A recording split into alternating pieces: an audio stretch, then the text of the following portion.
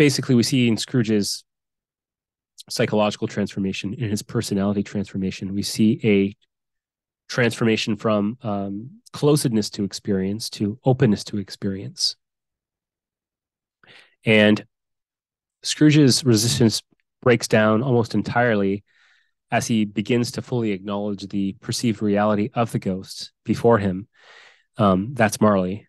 And in his attempt to communicate with Marley or Marley's ghost. So he says to the ghost, "Why do spirits walk the earth, and why do they come to me?" So opening up his senses to the world and the information that they deliver, and by letting go of his default mode of perceiving the world in a narrow-minded empirical way, allows Scrooge to take the first step in his moral redemption.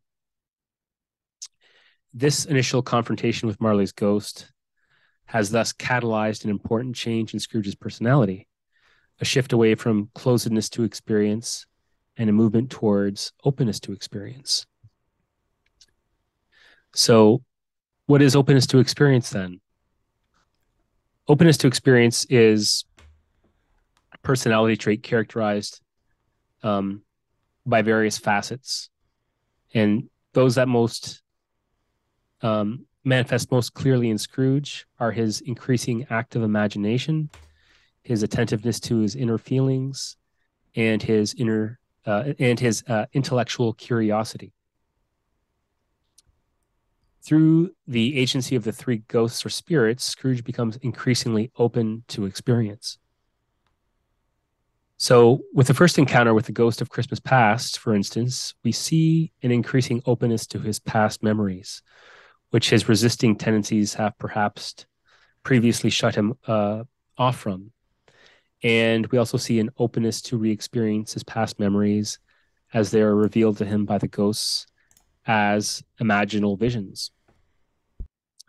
Perhaps the ghosts are symbolic representations of Scrooge's own mind that assist him in the process of active imagination. Or perhaps they are real, which seems to be suggested by the metaphysical account of reality provided by Marley.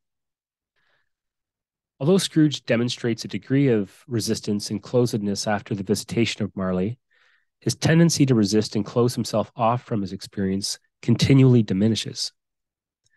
For example, Scrooge attempts to snuff out the illumination above the ghost of Christmas past's head, which might underscore his lack of openness. And if you recall from the story, the ghost of Christmas past has this bright, clear jet of light radiating from the crown of its head. And the light, I think, could maybe represent moral illumination or insight.